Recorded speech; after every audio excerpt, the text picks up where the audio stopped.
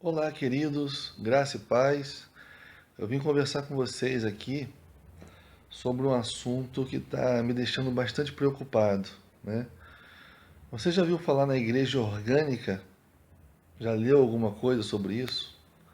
Então, nesse último ano, milhares de pessoas saíram da igreja evangélica e passaram a frequentar essa tal igreja orgânica que abomina a igreja evangélica.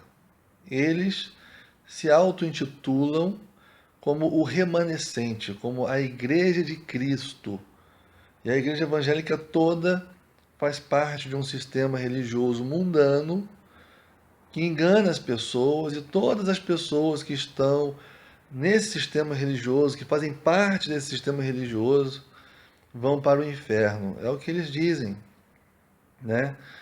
E como é que eles utilizam, como é que eles fazem para persuadir as pessoas, né? Eles usam verdades, né? Que nós chamamos na filosofia e na teologia de sofismas. Ou seja, eles pegam verdades, mas usam essas verdades para induzir as pessoas em erro. Ou usam meias verdades, né? Então, eles criticam a questão do dízimo, que é muito mal tratado na igreja evangélica, e é verdade, né? É uma brecha que a igreja evangélica dá, porque trata a questão do dízimo de forma extra-bíblica, né? O dízimo, como ele é tratado hoje, na maioria das igrejas, não está no Novo nem no Velho Testamento, não é bíblico, não é verdade? Então, eles usam essas coisas, sabe? O excesso de liturgia, sabe? A questão da hierarquia, sabe? Do pastor dominando todo mundo e mandando, que tem muitas igrejas. A questão dos apóstolos, que hoje em dia realmente não existem apóstolos nos dias de hoje. Então, eles pegam esses defeitos e dizem para as pessoas, ó, vocês estão sendo enganados e tal, e isso é apostasia. E eles têm razão até nessas questões. Agora, você pegar isso e dizer que a igreja toda é um sistema religioso mundano, que todos que estão ali vão para o inferno, de forma nenhuma, querido. De forma nenhuma. Jesus foi claro em dizer que junto com o trigo cresceria o joio. Uma característica da Igreja de Cristo é que o joio sempre estaria ali. E nós temos que aprender a conviver com isso, não querer arrancar o joio, né? É o que eles estão querendo fazer. Eles querem criar um grupo, né, que se auto-intitula a Igreja de Cristo sem joio. Isso é impossível. Eu posso falar da Igreja Orgânica porque eu frequentei a Igreja Orgânica por pouco tempo, né, acreditando que seria uma coisa legal. Eu li o livro Igreja Orgânica, né? E gostei do livro, o livro é muito bom, fala muitas verdades. E eu falei, quero conhecer isso aqui. E quando eu fui lá para a Igreja Orgânica, eles não têm templo, eles não têm um local específico onde eles se encontram, eles se encontram nos lares, porque eles dizem que assim era a igreja primitiva, então que eles têm que fazer exatamente como era a igreja primitiva, que é um grande absurdo. Eu vou explicar depois por quê. E eu fui para essa igreja orgânica, eu fiquei lá um pouco tempo. E a teoria é muito boa. Quando eles vão te persuadir, cheio de teologia, cheio de explicações da Bíblia, né? Você fica muito encantado. Mas na prática, quando você vai nas reuniões, que são poucas, porque a maioria dos encontros são virtuais, são via Skype, ou seja, você já não tem uma comunhão com o seu irmão, você não tem. Aí uma vez por semana tem na casa de um irmão aqui, um irmão lá, às vezes em outro estado, às vezes você não tem condição de ir. É um negócio meio desorganizado. É, Você vai nas reuniões, primeiro, não tem um pastor. Eles não trabalham com isso que dizem que a Bíblia não tem pastor na Bíblia. Sim, e os presbíteros eram o quê? Os bispos eram o quê? Não é questão de hierarquia, é questão de organização. Cada um tem sua função. Não, porque não tem que ter, que todo mundo pode tudo, todos são iguais. Né? Então lá na igreja orgânica, você vai. Primeiro que eles marcam para 10 horas da manhã, começa 1 hora da tarde, porque não tem uma pessoa organizando, não tem uma pessoa na frente. Então é totalmente desorganizado. Totalmente desorganizado. Outra questão. Chega na hora, todo mundo prega, todo mundo quer falar, e tem gente que não sabe nada e fala um monte de besteira, entendeu? E porque não tem pastor, não tem líder, então todo mundo tem liberdade de fazer o que quer. Aí eu me lembro da igreja de Corinto, que Paulo teve que doutrinar, porque porque todo mundo queria profetizar, todo mundo queria falar em línguas, não é verdade?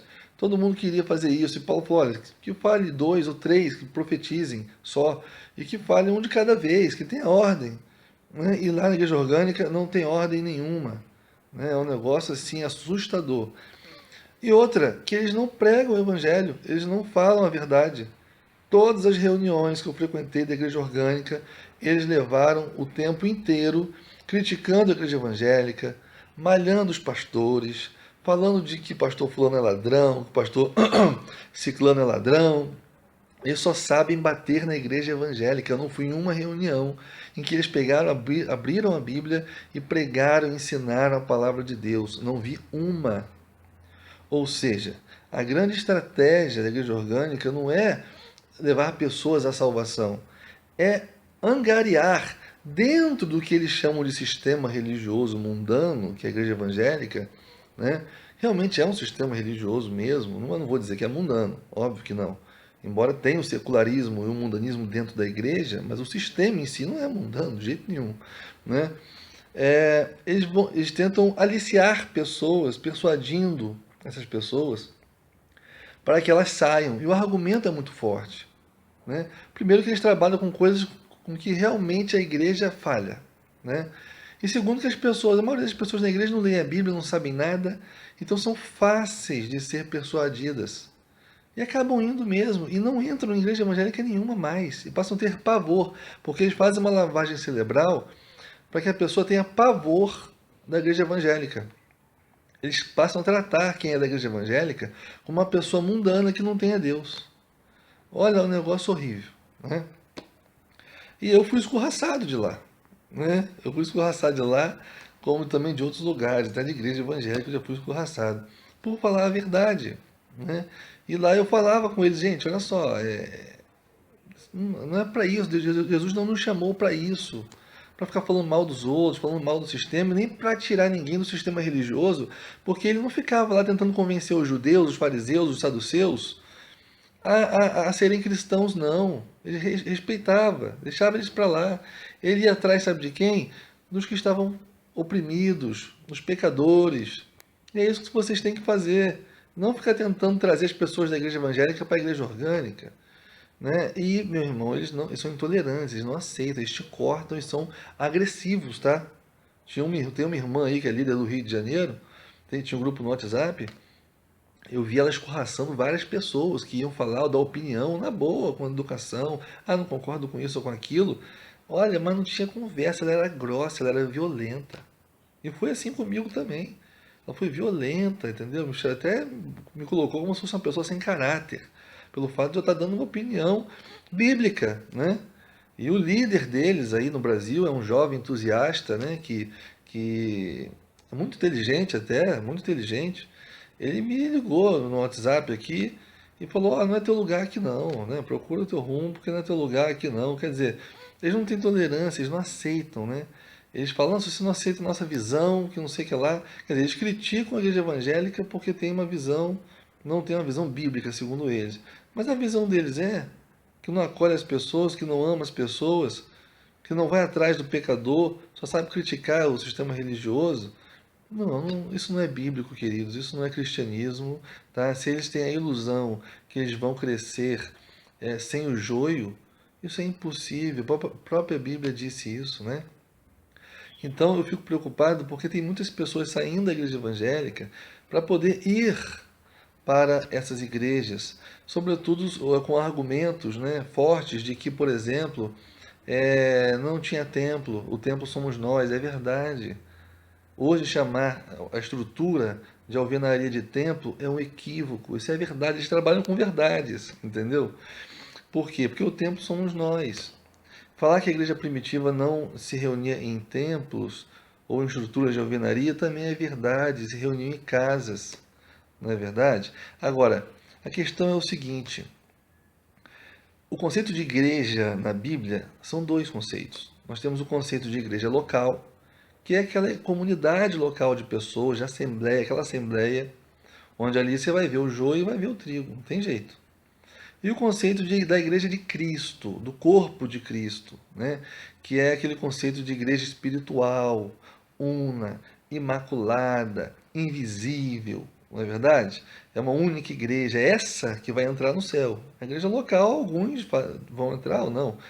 Mas tem esses dois conceitos, nós encontramos esses dois conceitos na Bíblia. Quando a gente vai estudar eclesiologia, a gente aprende que existem esses dois conceitos, ok? Então eles falam, não, porque a igreja é una, imaculada e tal. É óbvio, mas isso não exclui o conceito de igreja local. Então não tem problema nenhum eu ter uma comunidade e chamar de igreja Assembleia de Deus, por exemplo. Não tem problema nenhum. Eu estou dando nome àquela igreja local, àquela comunidade. Não tem problema nenhum. Eles criticam isso aí. E outra coisa, não existe problema nenhum em eu me reunir com meus irmãos em uma estrutura de alvenaria. Ah, porque Constantino, lá no século IV, houve uma falsa conversão dele, é verdade. Ele institucionalizou a igreja e aí começou a corrupção. É verdade. Só que nós temos que entender o seguinte, que a igreja ela já é uma instituição, só que é uma instituição divina. E Constantino apenas criou uma instituição jurídica da igreja, tá? E foi necessário que se criasse. Teve sua parte ruim, sua parte negativa na história, que fica claro na Idade Média, foi um horror, foi uma apostasia. É verdade, mas teve a parte também interessante, a parte boa, a parte de que os cristãos conseguiram ter paz, conseguiram ter força, conseguiram fazer os cânons da palavra de Deus. Se nós temos a Bíblia Sagrada hoje, a gente gosta de cuspir na Igreja Católica, né? Mas se não fosse ela para guardar os escritos, nós hoje não teríamos a Bíblia. Nós hoje não teríamos a Bíblia. Se a igreja talvez não tivesse sido uma instituição, se tornado uma instituição jurídica também, não deixou de ser divina, mas também jurídica, ou seja, quando fala de instituição jurídica, nós nos organizamos como instituição jurídica para dar uma resposta à sociedade naquele período histórico, teve uma razão de ser, foi importante, a perseguição foi cessada, a igreja ganhou força, ganhou nome, ganhou notoriedade. A palavra de Deus pôde ser ensinada, pôde se expandir durante um bom tempo. A apostasia foi ocorrendo devagarzinho, a longo prazo, através dos concílios e tudo mais, que eu não quero entrar na parte histórica aqui. Mas houve, mas nunca deixou de haver cristãos durante toda a história, mesmo na Idade Média, conhecida como Idade das Trevas, nunca deixou de existir cristãos de verdade, pessoas piedosas, cheias do Espírito Santo, né? Depois nós tivemos a Reforma Protestante, e estamos aqui hoje. Mas a apostasia de hoje não é melhor ou pior do que a do século XVI, não. Hoje, a igreja de hoje, evangélica, é muito parecida com a igreja católica do século XVI. Muita apostasia, muita besteira. Hoje nós precisaríamos, na verdade, de uma outra reforma. Essa é a verdade. Mas isso não deixa. Não posso, por causa disso, dizer que não existe igreja hoje, ou que a igreja de Cristo acabou, ou que todo mundo que está na igreja evangélica é mundano. De forma nenhuma, isso é uma ignorância muito grande, pelo amor de Deus. Isso não existe. Né? E hoje a institucionalização jurídica da igreja ela é um fator importantíssimo. Enquanto eles estão acusando, estão dizendo que não é, que não pode, é importantíssimo. Vou dar o exemplo da igreja metodista. Vai lá ver o que eles fazem. Tem faculdade, tem escolas, tem creches, tem hospital, tem casas de recuperação, tem orfanato, tem tudo. Se eles não se organizassem juridicamente, eles não conseguiriam fazer isso tudo. Vai na Igreja Batista, as missões mundiais, que sustentam missionários lá na África, na Europa. No Brasil mesmo, faz um trabalho incrível na Cracolândia, recuperando pessoas drogadas. Tudo isso é dinheiro, é investimento. Se não se organizasse juridicamente, também não conseguiria fazer. Hoje, nos tempos pós-modernos, se nós não nos organizássemos juridicamente, nós não teríamos voz, nós não conseguiríamos falar nada. Todas as religiões são organizadas juridicamente. Se nós não fizéssemos isso, nós seríamos um nada, não cresceríamos, não teríamos força, não teríamos como dar uma resposta à sociedade, porque a sociedade se modernizou, tecnologia, tem que usar tecnologia. Por que eu não vou usar tecnologia? Na verdade, aqui eu estou falando pelo celular, alcançando várias pessoas. Vou dizer que isso aqui eu não posso porque não está na Bíblia? Não tem nada a ver, pelo amor de Deus. Então, quer dizer, é um argumento, é um sofisma, na verdade, que muitas pessoas caem porque não conhecem as escrituras, não estudam, né? Nós temos que entender que o Brasil, segundo o IBGE, 80% das pessoas são analfabetas funcionais, ou seja, sabem até ler, sabem escrever, mas não têm a condição de absorver as verdades fundamentais e principais daquilo que ela está lendo ou ouvindo, né? Ou interpretar de forma precisa o texto ou aquilo que ela está entendendo. Já viu aquela pessoa que você fala A, a pessoa entende B, você fala B, a pessoa entende C? Você tem que ficar falando com calma, senão a pessoa vai interpretar errado e fica até chateada com você. Pô, você falou isso? Não, não falei isso, eu falei diferente. Então, a gente vive numa sociedade onde 80% no Brasil das pessoas são analfabetas funcionais, né? Então, quer dizer, na igreja também é assim. As pessoas não sabem nada, não leem a Bíblia, não sabem nada. Então vem um aí mais inteligente com alguns argumentos persuasivos, alguns sofismas, né? Que é a mesma coisa que o diabo faz. O diabo só usa sofismo. Só você vê Jesus no deserto lá. Ele não falou mentira, ele usou verdades das escrituras, mas querendo induzir Jesus em erros. Isso é sofisma. É o que eles usam. É a estratégia de Satanás. Então eu vejo esse grupo Igreja Orgânica, pelo menos no Brasil, porque nos Estados Unidos eu não conheço, mas aqui eu conheço, posso falar. Eu vejo como um grupo mais diabólico do que qualquer outro grupo que você pode me informar. E até pior do que a Testemunha de Jeová, por exemplo, e os Mormons, né, que batem de frente com o Evangelho, são contra, diz que Jesus não é Deus e tal. Você está entendendo? Então, querido, cuidado.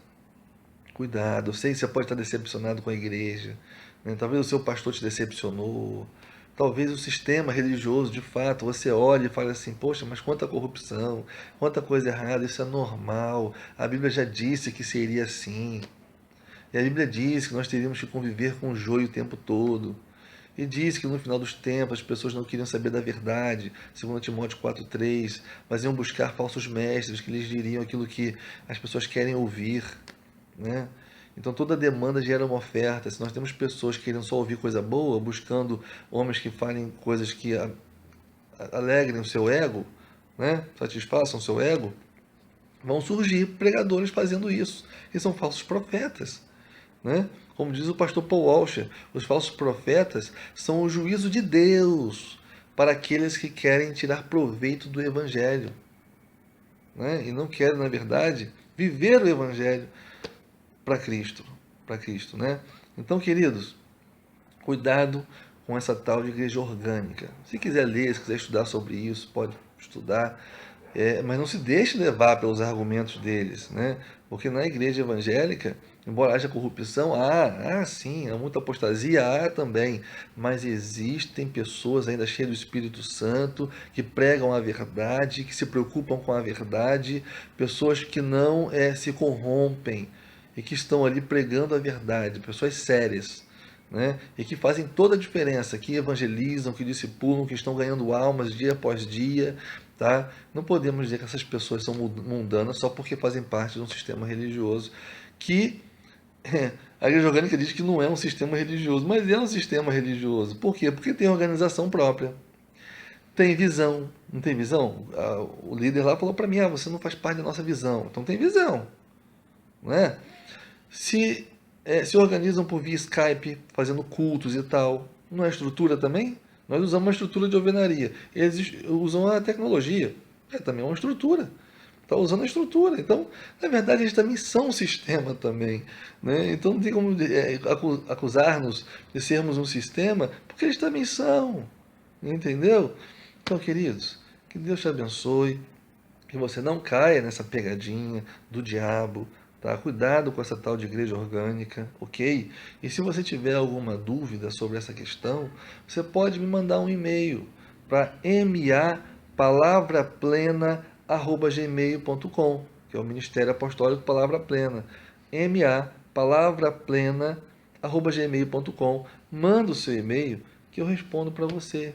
Qualquer dúvida que você tiver sobre essa questão, para que você não caia nessa pegadinha, em nome de Jesus. Amém? Deus te abençoe.